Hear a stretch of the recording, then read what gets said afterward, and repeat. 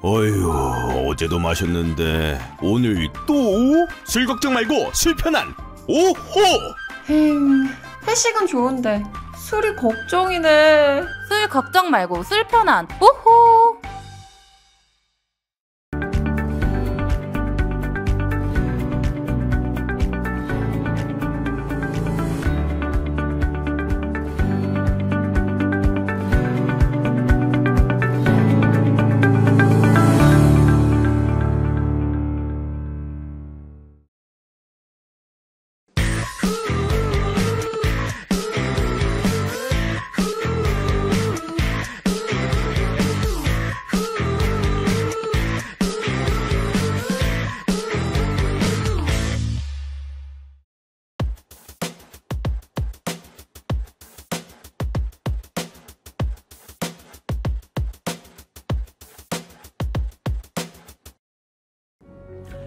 구독자 여러분 안녕하세요. 마키아벨리입니다.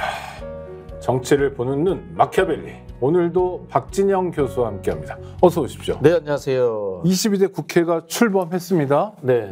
그런데 반쪽짜리다 뭐 이런 얘기 많은데 네. 지금까지 좀 상황을 한번 짚어주시죠. 일단 야당만의 단독 개헌이죠. 네.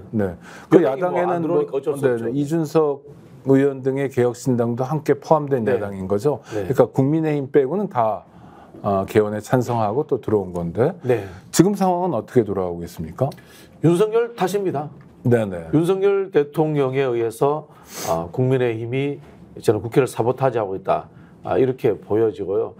그럼에도 불구하고 국회 본연의 임무를 하는 데는 성실히 임하고 있다. 국회 본연의 임무는 행정부를 견제하고 감시하는 겁니다. 네네. 그런 측면에서는요. 여당보다는 야당이 주도하는 국회가 정상이다. 이렇게 보는 게 맞다라고 봅니다. 저는 뭐 문재인 정부라든가 과거 민주당 정권에서도 집권당이 다수당 인정이 있었습니다만 네네. 국회는 저는 늘 야당이 다수당인 것이 정상이 아닌가라고 생각을 합니다. 견제와 균형 때문에 그렇다. 그렇죠. 말씀이시죠. 그럼 일단 뭐 일종의 개문발차? 뭐 개문발차죠. 네. 국민의힘의 선택이 남았겠습니다. 개문발차인데요. 저는 뭐 국민의힘이 타나 안 타나 똑같다고 생각합니다. 네. 왜냐하면요. 보통 이제 여당은 한국 사회를 이야기합니다. 네. 정부가 가지고 있는 국정 목표나 과제를 뒷받침하는 역할들을 합니다. 근데 뭐 윤석열 정부가 국정 목표나 국정 지표가 없기 때문에 아니 뭐 산유국의 꿈 이런 거 죄송합니다. 죄송합니다. 네. 없기 때문에 뭐 뒷받침할 것도 없어요. 네네. 사실 여당이 한 일이 윤석열, 김건희 방탄 국회 한 거 외에는 한 게 없지 않습니까?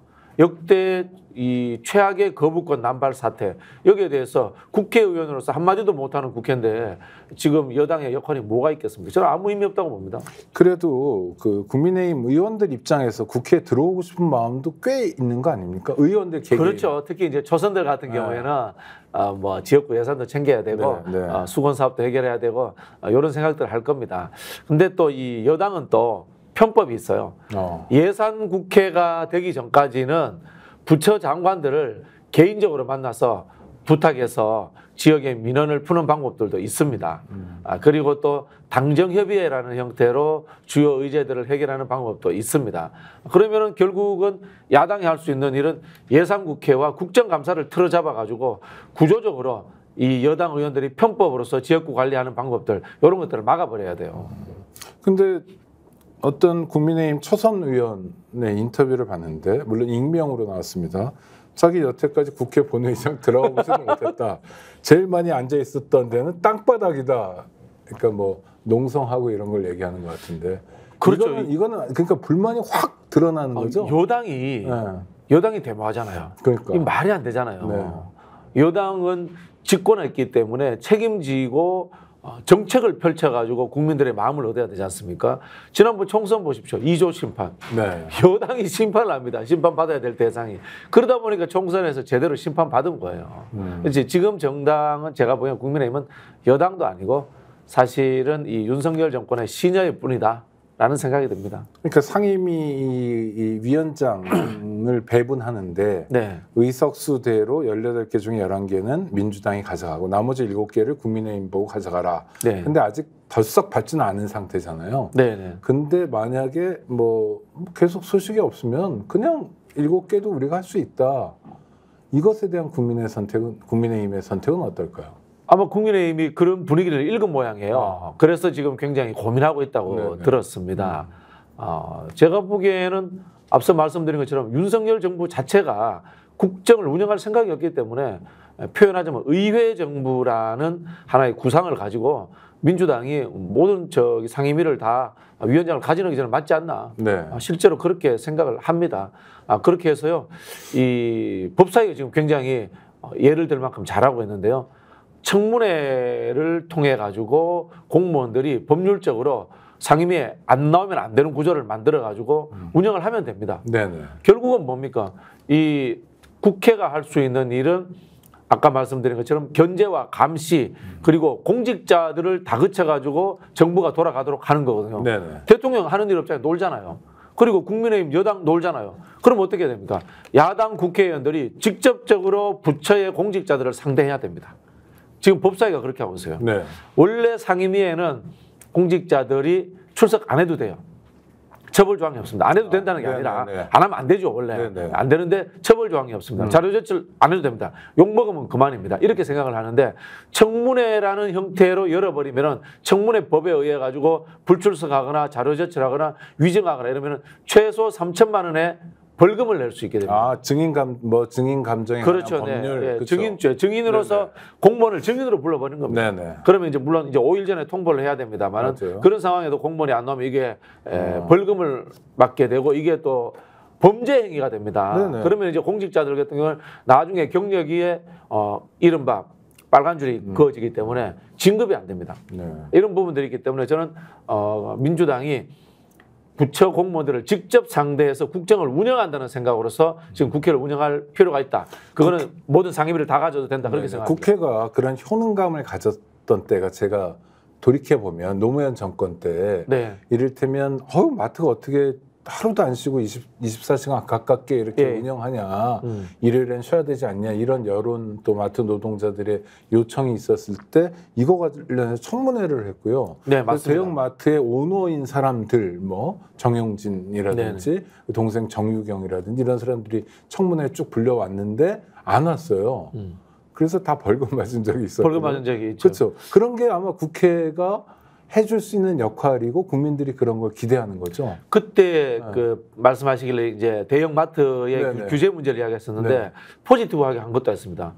대한민국에 있는 모든 시장에 지붕이 그때 다 올려졌습니다.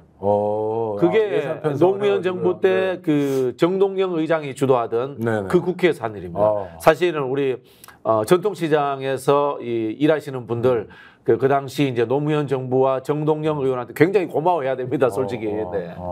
그래요, 맞아요. 네, 그런 일도 그 다음부터 시장에 가보면 비 맞지 않아도 되고 떼약볕을 굳이 피하지 않아도 되고 그럼 시장에서 일하시는 상공인들이나 소상공인이나 자영업자들도 정말 괜찮고 그게 일하는 국회예요. 제가 17대 국회를 제일 잘했다라고 늘 정부 이야기하는 주도가 게 아니라 의회 주도였다. 국회 주도였죠. 잘하는 이유가 금방 말씀드린 것처럼 그런 민생 입법들을 내서 예산을 직접 투여를 합니다. 그리고 이 통계로 나옵니다. 17대 국회가 대한민국 국회에서 유일하게 국회 입법이 정부 입법보다 많았던 국회입니다. 그래서 17대 국회가 최고의 국회였다고 제가 말씀드린 겁니다. 최고의 국회가 되기 위한 전제 중에 하나는 국회의원들이 열심히 하는 것도 있지만 또 정부의 태도도 있겠네요.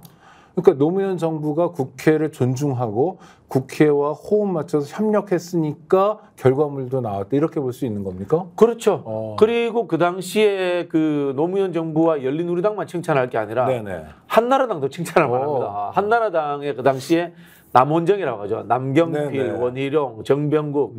원희룡이 그때는 멀쩡했네요. 이런 이 개혁파들이 민생 입법이라든가 경제 관련되는 일에 있어서는 여야를 가지지 않고 협력하고 토론해서 합리적인 대안을 만들었습니다.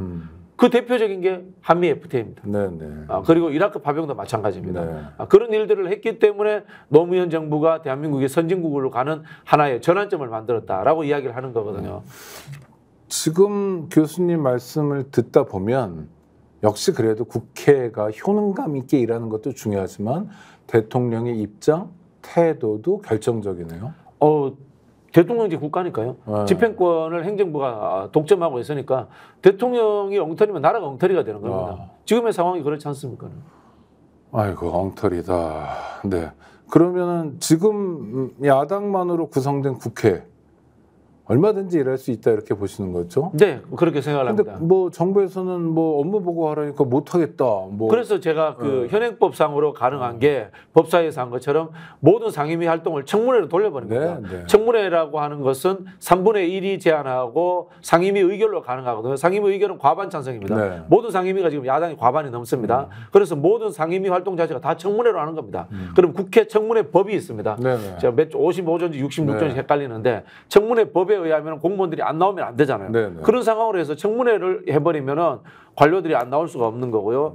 거기에서 제가 말씀드리지만 차관급 이상은 말을 안 듣습니다. 네네 이제 끝났으니까. 이제 끝났으니까. 네네. 그러나 밑에 실국장들 같은 경우는 말 잘 듣습니다. 네. 그분들 통해서 공직사회 오히려 국회가 주도해서 표현이 그렇습니다만 팡팡 돌아가게 하면 됩니다. 그런 전략을 써야 됩니다. 그리고 장관이 어떤 국장 보고 실장 보고 너 가지마 하면 네네. 그게 부당한 명령 부당 지시가 될 수 있고요. 직권 남용이 되고 직권 남용이 될 수 있고 그럴 때는 장관 탄핵해 버려야 됩니다. 네. 장관 탄핵해 버려야 되고요. 그리고 또 하나 제가 또 방법을 말씀드리면 국회법에는 회의 방해죄를 개정을 해야 됩니다. 네. 현재는 물리적으로 회의에 못 들어오게 한다거나 막 점거, 농성, 네네네. 뭐 폭력적인 사태. 그렇죠. 네. 그다음에 뭐 서류를 통해서 못 들어가게 한다거나 이런 네네. 부분인데 공무원들이 회의에 불참할 시 자료 제출을 거부할 시 거기에 대해서 처벌할 수 있는 규정을 만들면 됩니다. 회의 회의 방해 방해죄. 일종의 업무 방해가 된다. 그렇죠. 업무 방해죄를 만들어 가지고 공직자들이 국회 상임위에는 안 나올 수 없는 쪽으로 법을 만들어야 됩니다. 약간 숨통은 있어야 되겠네요. 국가 안보와 관련됐다든지 뭐 상당한 이유가 있으면 모르지만 그런 경우는 비공개로 하면 되죠. 네네. 비공개로 하기 때문에 그거를 그런 식의 예외를 둘 필요는 없고요. 또 여기에 대해서 어떤 분들이 지적을 합니다. 그것조차 대통령이 거부권 행사하면 어떻게 이런 이야기를 하거든요. 그러면은 이건 탄핵 사유입니다. 왜냐면요. 국회법은 국회 운영에 관한 법률이란 말입니다. 네네. 이걸 대통령이 거부한다라고 했을 때는 삼권 분립에 대한 심각한 훼손이 될 수 있기 때문에 탄핵 사유가 될 수 있습니다. 네. 국회 역할은 기본적으로 제한되어 있지만 네네. 하기에 따라서는 네네. 상당한 정도로 국민의 뜻을 모아서 국정 위기를 견인할 수도 있다. 그렇죠. 그래서 헌법 잘 읽어보셔야 되는데요. 제가 늘 그 태클 거는 부분들이 네네. 국회를 입법부라고 하면 제가 성질 팍 내잖아요. 네. 국회 입법부가 아닙니다. 국회는 대의기관입니다. 민주주의의 요체입니다. 입법권이라는 기능 분리를 했을 때 일부를 가져왔을 뿐입니다. 네. 기능과 정체성은 확연히 다른 거잖아요. 그렇기 때문에 국회는 국민의 대의기관으로서 민주주의의 보루로서 웬만한 일들을 법을 만들어서 해도 되는 겁니다. 네. 국정에 개입해도 되는 겁니다. 그 일각에서 이야기하는 국회가 왜 사법부의 행위에 대해서 감나라 배나라 하는데 국회가 원래 그런 거 하라고 만든 거예요. 네. 사법부가 우리가 대단한 것 같지만은 실제로는 행정권의 집행부 일부 권한을 사법적 권한을 떼내서 만들어서 사법부라고 이야기하는 거예요. 대단한 게 아닙니다. 그러면은 행정부에 대해서 국회가 감나라 배나라 하잖아요. 사법부에 대해서도 국회가 감나라 배나라 하는 겁니다. 원래 해야 되는 겁니다. 네네. 우리 이제 상권 분립의 역사를 보면 원래 이권 분립이잖아요. 이권 분립하다가 상권 분립이 된 거고요. 그렇죠. 그리고 이것조차도 사실은 헌법에는 명확한 규정이 없습니다. 국회의 권한을 중심으로 만들어져 있고요. 서로 융합하면서 간섭해도 되는 겁니다. 네. 특히 우리 헌법은 그렇게 되어 있습니다. 하여튼 대통령이 오랜만에 순방을 떠났는데요. 네덜란드 이후 6개월 만인데 이건 뭐 언론 보도도 별로 안 나오고 네. 약간 임기 말 대통령의 해외 순방 같은 느낌. 놀러 간 겁니다. 아, 놀러요? 정확하게 놀러 간 겁니다. 아, 에코백도 네. 보여주시고. 네, 국백도 보여주고. 놀러 가려면 좀 다른 데 가시지. 여기 좋아요. 아, 그렇습니까? 실크로드 좋습니다. 아, 그렇습니까? 네, 실크로드. 안 가봤어요. 예. 탄 국가들이 네, 굉장히 네. 우리 평소에 경험해보지 못한 경험을 준다라고 하더라고요. 네. 왜 놀러 갔느냐? 대통령 순방 3일 전에 김태효 안보실 차장이 실크로드 구상을 발표합니다. 네. 무슨 외교 안보 구상이 3일 전에 나옵니까? 이런 외교 안보 구상이 세상에 어디 있습니까? 아니, 그리고 때 맞춰 발표했다 이럴 수도 있잖아요. 아니 놀러 가야 되는데 명분을 만들어주기 위해서 저는 네, 구상을 네, 발표했다고 네, 생각을 네, 합니다. 네, 네. 네. 박근혜 드레스덴 선언도 1년 전부터 준비했다고 네, 하는데 네. 이게 말이 안 되는 이야기고요. 그리고 이 구상 자체가 엉터리입니다. 네.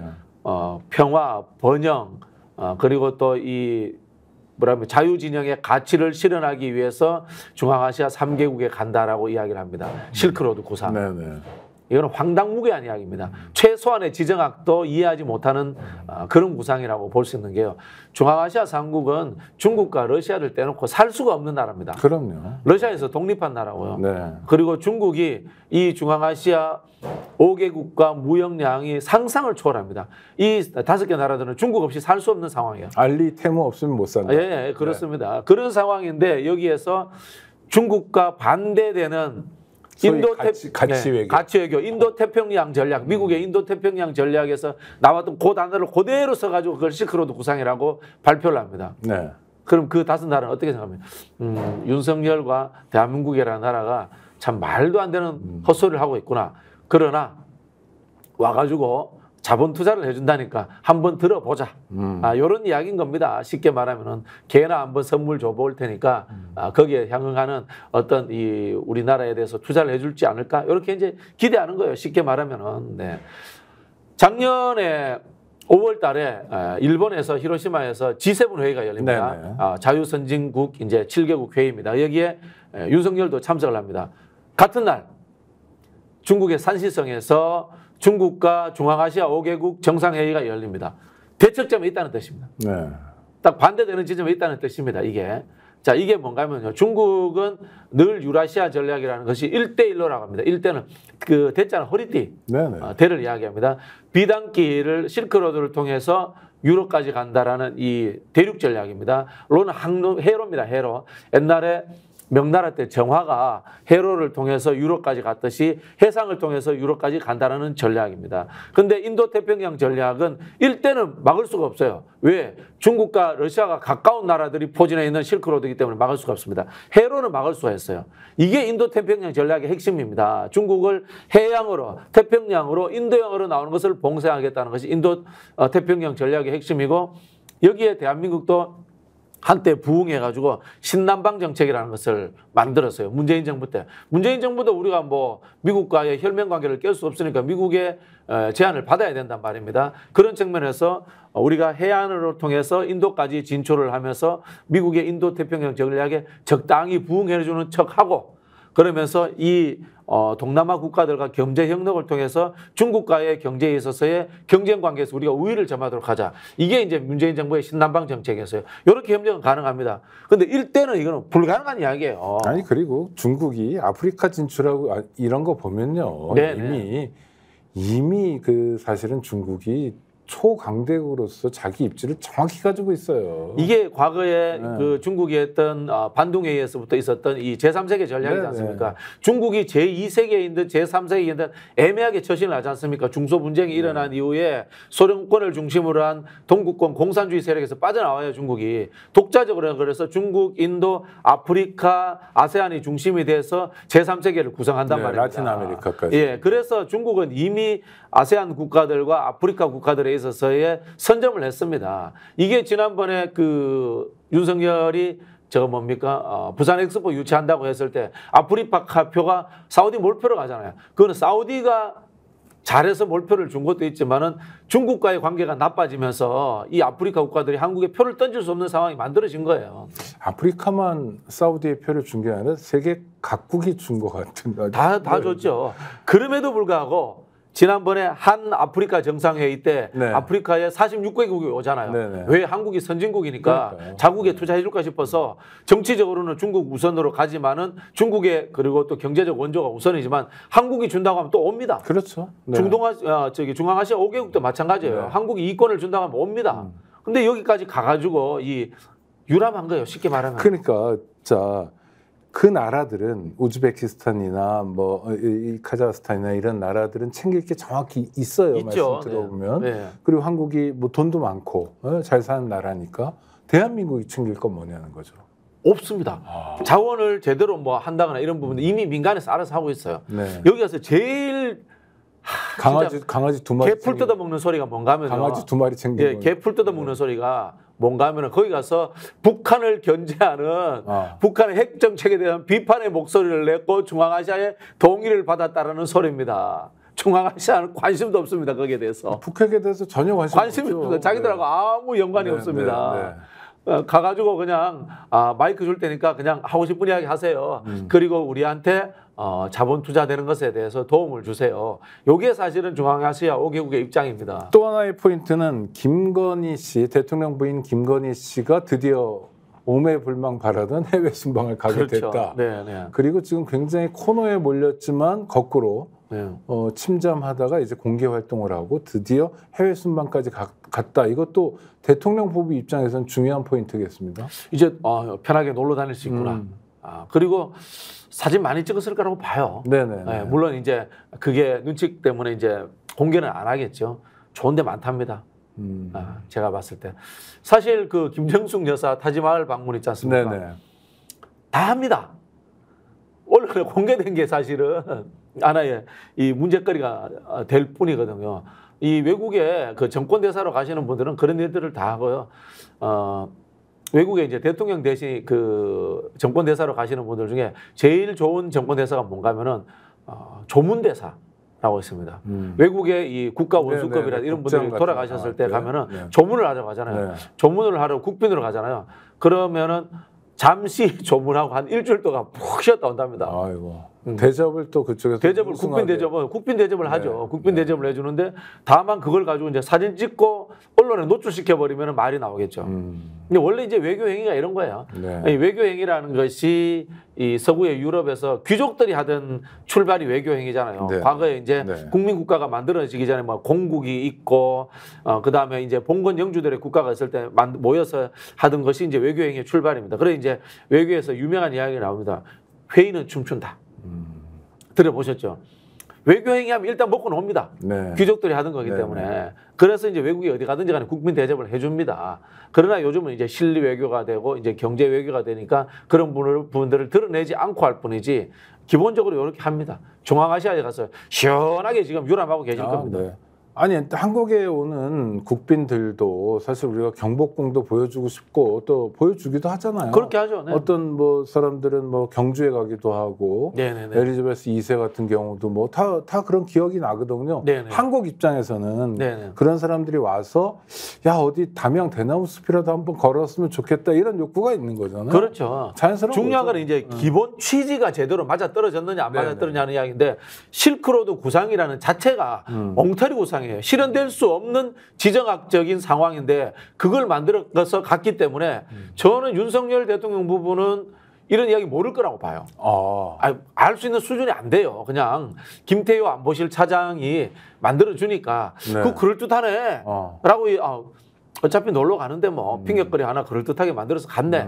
이렇게 저는 받았을 거라고 봐요. 알 수 없어요 이거. 아니 지금 김건희 씨 입장에서는 코너에 몰린 거잖아요. 권익위원회에서 외국인이 준 건 뇌물도 아니야 라고 했다 하더라도 정치적으로 상당히 위기고 이게 정치적인 위기만 아니라 형사처벌을 받을지도 모르는 위기에 놓였는데 예전하고 다른 버전입니다. 이제 보란듯이 공개 행보를 해요. 저는 검찰 인사가 끝났기 때문에 두려움이 없다고 봅니다. 결국 이제 서울중앙지검장 바꿨잖아요. 네. 그리고 담당 차장도 바꿨잖아요. 그렇기 때문에 뭐 전혀 거리낌이 없다라고 보고 있고요. 지금 이 권익위가 정치적으로 보면은 긁어부스럼 만든 거잖아요.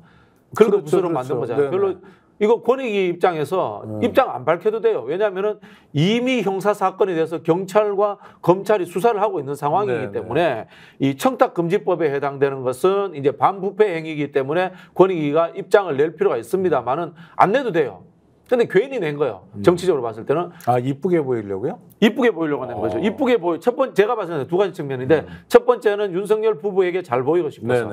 두 번째는 검찰과 경찰에게 정확한 가이드라인을 제시하고 싶어서라고 봅니다. 저는. 근데 그 논리가 신박하긴 하지만 정말 엉뚱하기 짝이 없대요. 그렇죠. 뭐 일단은 첫 번째가 배우자이기 때문에 처벌 대상이 아니다. 그럼 배우자가 아니면 누굽니까? 대통령을 처벌해야죠. 그런 부분이 존재하는 거고요. 그다음에 이게 또 뭐 선물이다. 도구로 활용된 선물이다. 이렇게 이야기를 하지 않습니까? 도구로 활용된 선물이기 때문에 국가기록물로 가 있다. 이 이야기를 하고 싶은 거지 않습니까? 명품백이. 그러면은 선물을 받은 책은 왜 버려요? 그거야 뭐 책에 취향이 없으니까. 네. 국가 기록물을 버린 거예요. 그러면은. 네, 그러네요. 네. 외국인이 준 선물이기 때문에 국가 기록물이라는 거지 않습니까? 네, 네. 그럼 책을 버렸다는 것은 국가 기록물을 버린 겁니다. 그렇죠. 그러면은 샤넬 화장품을 뜯어서 써요. 그러면 국가 기록물을 파손한 겁니다. 네. 그 논리로 하면은 사유화하고 사유화하고 지금 앞뒤가 하나도 안 맞는 거예요. 지금.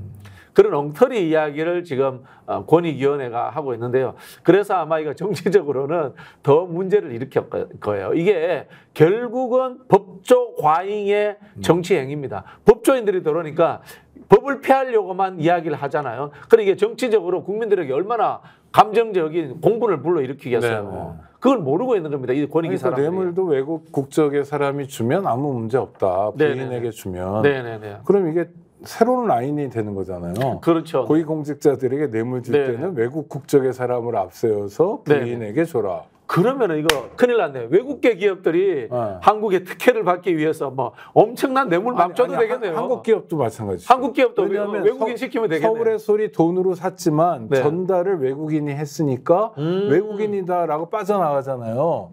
서울의 소리가 샀다고 주장하잖아요. 사실이고. 네네. 그러면 삼성이든 어디든 다 뇌물을 줄 수 있는 거죠.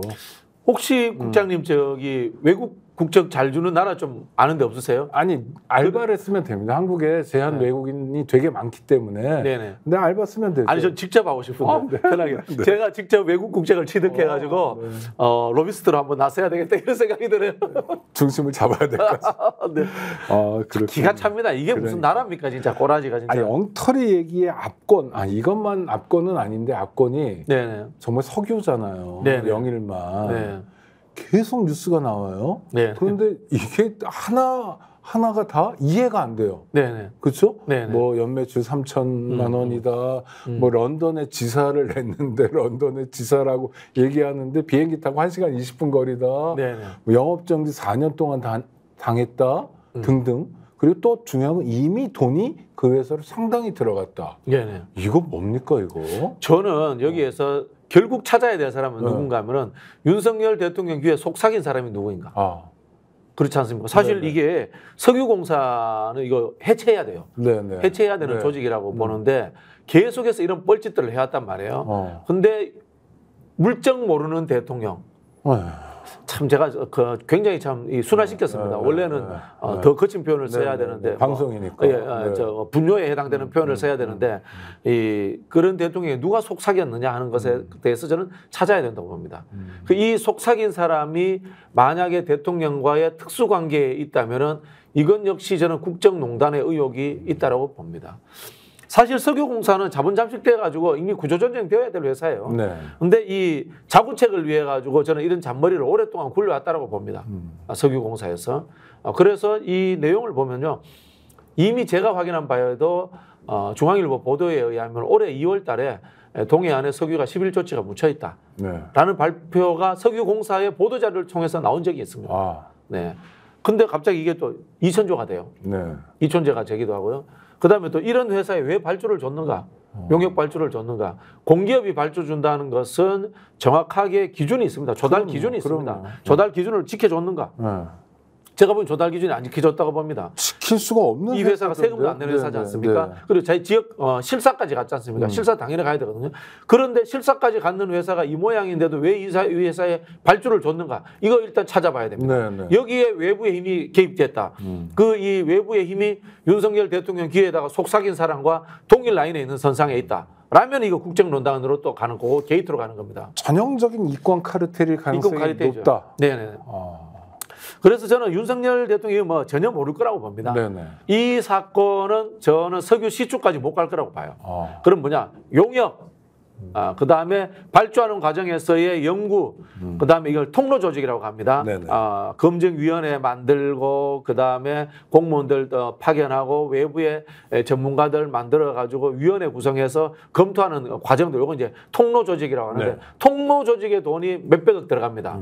저는 이 용역과 통로 조직, 그리고 좀 더 간다면은 설비 이제 첨단 설비를 뭐 구입하자거나, 요 과정에서의 돈 빼먹으려고 하는 기획이 작동했을 것이라고 의심합니다.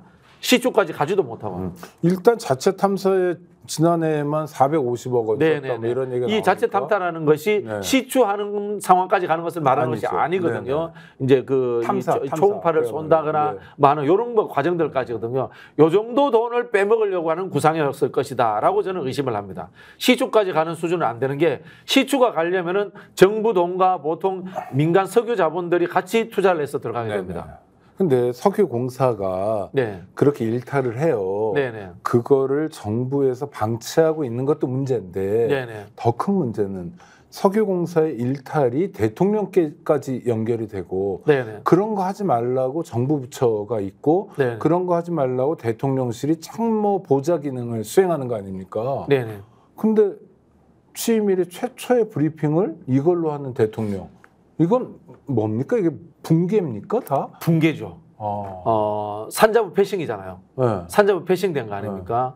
근데 그러니까 지금 부처는 그냥 넘어가 버리고. 근데 현재 석유공사의 사장이라든가 또는 상임감사라든가 임원진들이 누가 들어와 있는지를 확인해 봐야 됩니다. 네. 임기가 끝나가는 공직자들일 수도 있고요. 대통령 측근이 감사라든가 또는 상임본부장이 와 있을 수도 있습니다. 이 사람들이 산자부를 패싱하고 대통령실로 바로 간 거다라고 저는 의심을 하고 여기에는 이 사람들도 사실 잘 몰랐을 거라고 봅니다. 네. 몰랐을 거라고 보고 국제적인 석유 브로커와 그다음에 석유공사 내부에 이 석유공사를 통해서 뭔가를 해먹을 결심을 한 나쁜 결심을 한 사람들이 저는 결탁됐을 가능성이 있다라고 봅니다. 아니 그러니까 저는 거기까지도 좋다는 거예요.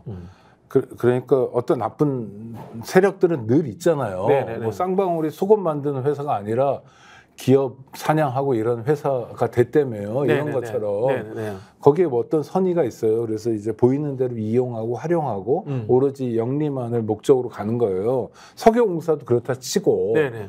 그래서 설령 산자부를 패싱했다 하더라도 대통령실이라는 참모 조직의 벽 앞에서 네네.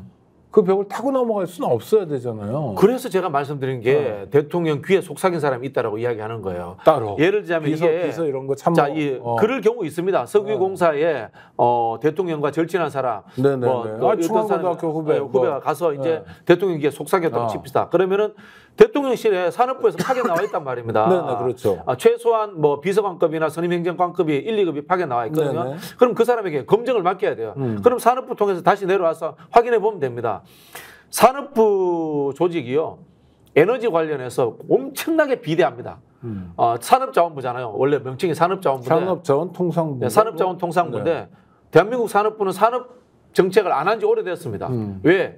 대한민국이 산업 정책 없어도 대기업 중심으로 해서 이미 산업 정책이 자기들이 민간들이 알아서 잘 합니다. 그리고 기재부도 그거 안 합니다. 그래서 사실 대한민국 경제 관료들이 상당히 심각한 문제입니다. 재정 기획만 있고 산업 정책 기획이 없어요. 없어진 지 오래됐어요. 옛날에 우리 아시겠지만은 뭐 경제기획원이 있었잖아요. 그게 박정희, 전두환, 노태우 시대까지 경제기획원 관료들에 의해 가지고 개발 독재라는 나쁜 방식이지만은 대한민국이 선진국까지 오는데 엄청난 역할을 한 거는 인정을 해줘야 됩니다. 경제기획이 없어진 지 오래됐어요. 대한민국. 경제기획 잘 안 합니다. 안 하고요. 오히려 이 에너지 기획은 굉장히 많이 합니다.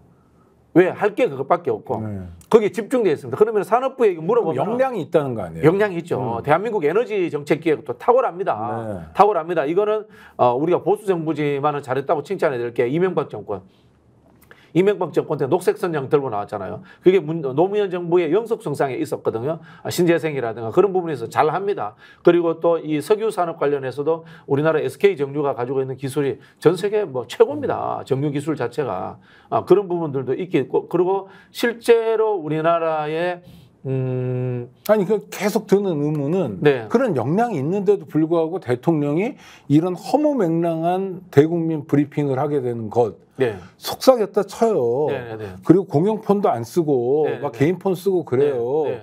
그래서 이 개인 폰을 러시아가 듣는지 미국이 듣는지 일본이 듣는지도 모르잖아요, 솔직히. 네. 이렇게 엉망진창이 될 때까지 대통령실은 뭐 하냐는 거예요. 두 가지라고 봅니다. 네. 첫 번째는 들어도 보고를 해도 대통령이 못 알아듣는다. 아이고. 아니 예를 들자면은 이런 안이 올라왔을 때 절차를 거쳐줬다면은 산업정책 담당하는 에너지 담당하는 비서관이 보고했을 겁니다. 그런데 저는 보고해도 못 알아들었을 것이다. 이렇게 보고요. 두 번째는 보고가 어렵습니까? 이건 안 됩니다. 뭐 이건 절차 자체가 붕괴됐다고 봅니다. 붕괴됐다고 보고 그냥 대통령 자체가 야 그거 이야기하면 언론에서 받아주고 국민들이 솔깃해하겠네? 라는 것에만 집중되어 있는 거죠. 정무, 정치 여기에만 편향된 하나의 뇌가 발달되어 있기 때문에 정책, 그다음에 프로세싱이 올바른가 그런 거라는 것에 대해 판단하는 뇌는 없어져 버린 거예요.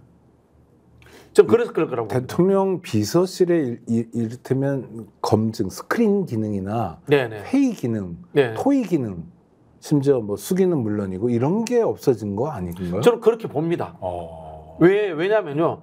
쉽게 말하면은 한 10대 번 보고했는데 대통령이 막 성질내고 난리치잖아요. 그럼 보고하기 싫어지죠. 그렇죠. 그렇게 않겠습니까? 이게 정무수석으로 우리 홍모 선배님이 들어갔지 않습니까? 치킨 사업 관련 있던 홍천호 의원이 들어갔는데 이분 정책 잘 몰라요. 그다음에 비서실장 정진석 실장 정책 잘 몰라요. 그럼 이걸 어디로 가야 되느냐? 정책실장 라인에서 보고가 돼야 되는데 정책 보고하는 할 때마다 대통령이 짧게 못 알아듣겠어 뭐 이렇게 하고 있지 않습니까?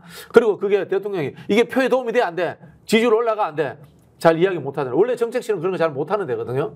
그게 누적된다면 여기는 보고하는 게 싫은 겁니다. 그리고 대통령은 그 이야기를 듣기 싫어하는 구조가 저는 만들어졌을 거라고 봅니다. 그러면 어떠냐? 누가 귀에서 속삭이니까 정무수석이나 비서실장한테 야 이거 이야기하면은 언론에서 잘 받아주겠지, 지지율 올라가겠지. 요것만 솔깃하게 생각해서 저는 발표할 수 있다고 봅니다. 저는 그런 이미 구조화가 이미 다 끝나버렸다고 봅니다.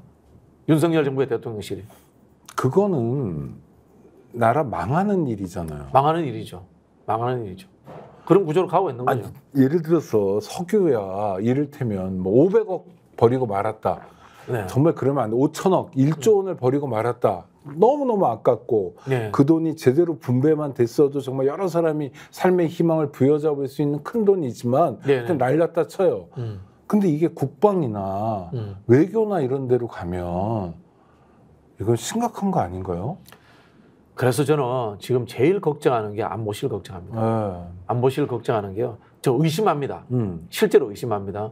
에너지, 자원 그런 부분들과 외교 안보 정책이 연관되어서 뭔가 움직이고 있다라는 저는 의심을 해요. 어떤 의미죠, 그러니까?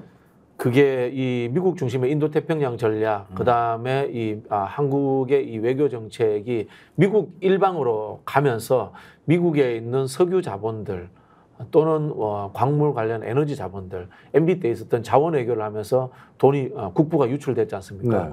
그런 상황들이 저는 재현되지 않는 한은 의심을 갖고 있어요. 이번에 중앙아시아 간 것도 저는 그런 측면에서 의심을 하고 있고요. 이 석유공사 문제도 그렇고 자꾸 의심이 됩니다.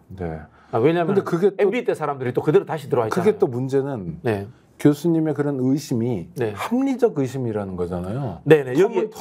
여기에다가 아니라 방산산업까지 업어서 저는 의심이 됩니다. 왜냐하면은 윤석열 산업정책 하나도 모르잖아요. 외교 안보 모르지 않습니까? 모르는 상황에서 특정인 몇몇에게 의존되어 가지고 이것들이 막 실현되고 있는 상황이에요. 예를 들자면은 이 삼성 반도체가 미국에 공장 짓게 돼 있지 않습니까? 그 부분에 있어서는 이제 아리백 문제도 존재합니다. 사실은 우리가 이제 아리백을 제대로 못하는 상황에 대해서 두려움이 있기 때문에 대기업들이 아리백이 가능한 곳으로 가려고 하는 이런 흐름들도 있습니다. 근데 여기에 저는 같이 해가지고 이 과정에 어떤 이 외교 안보 정책 라인에서 미국의 싱크탱크라든가 미국의 싱크탱크와 연결되어 있는 군산복합체, 석유 자본 그 다음에 또는 IT 자본 이런 쪽과 연결되어 있지 않을까라는 저는 의심을 늘 해오고 있어요.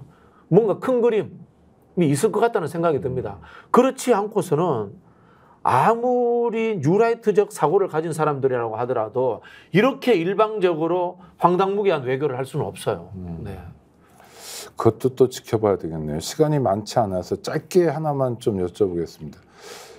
언론 보도로 한동훈 전 국민의힘 비대위원장 얘기가 자꾸 나와요. 전당대회 출마. 그 얘기가 조금 나오자마자 곧바로 뭐 김기현, 뭐 윤상현, 또 나경원까지 그게 웬 말이냐 뭐 이런 얘기가 나오는데 드디어 이제 싸움이 시작된 건가요? 시작된 거죠. 뭐 두 가지 측면이 있는데요. 네. 첫 번째, 당내에 있는 중진들은 내부의 권력 투쟁이죠. 한동훈과 같은 또 다른 이 낙하산이 자기들을 밀어내고 당을 장악하는 일이 없었으면 좋겠다는 생각. 더 중요한 거는 저는 윤석열 대통령의 생각이라고 봅니다. 네. 한동훈이 비대위원장보다 되는 것보다 더 무서운 것은 한동훈이 미래 권력이 됨으로 인해서 검찰 내에 동요가 일어나는 것. 이것에 대해서 저는 윤석열 대통령이 제일 두려워한다고 생각합니다. 그러면 윤석열 대통령 한동훈 당대표를 바라지 않을 거다? 절대적으로 막을 거라고 봅니다. 저는. 그럼 막으면 막힐까요? 지켜봐야 돼요. 막힐 거라고 봅니다. 막힙니까?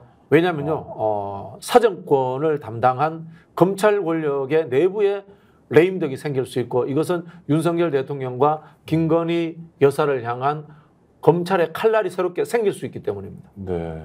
어떻게 막을까요?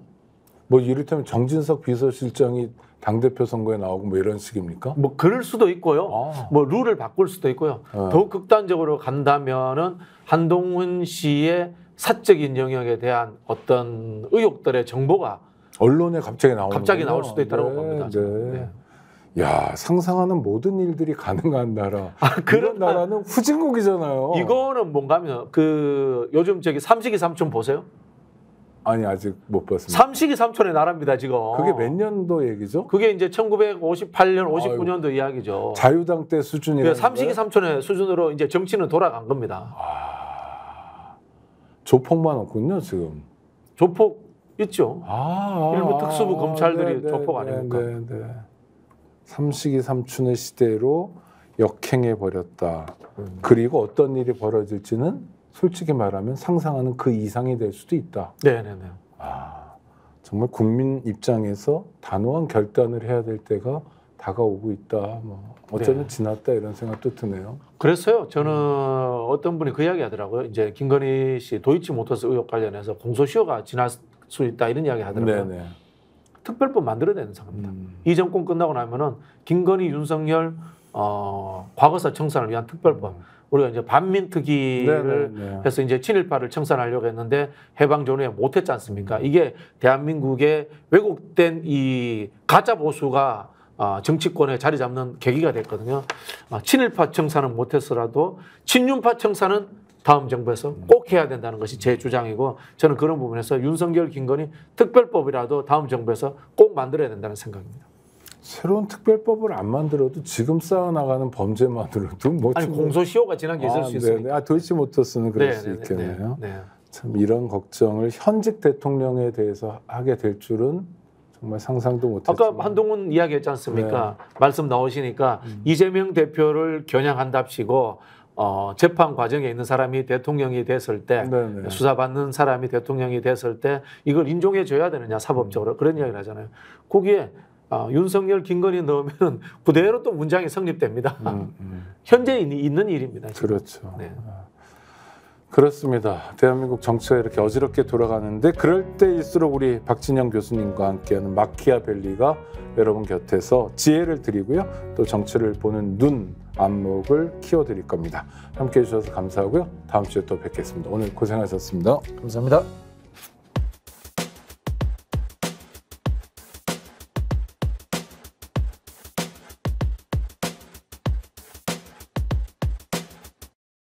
간편한데 맛까지 좋은 다이어트 추천해 드릴게요. 파우치에 우유만 부어 20초간 흔들어 드시면 됩니다. 서리태 단백질과 건조효모로 한 끼에 필요한 영양소들이 알차게 들어있습니다. 정말 맛있는 비타샵 블랙 스무디 다이어트.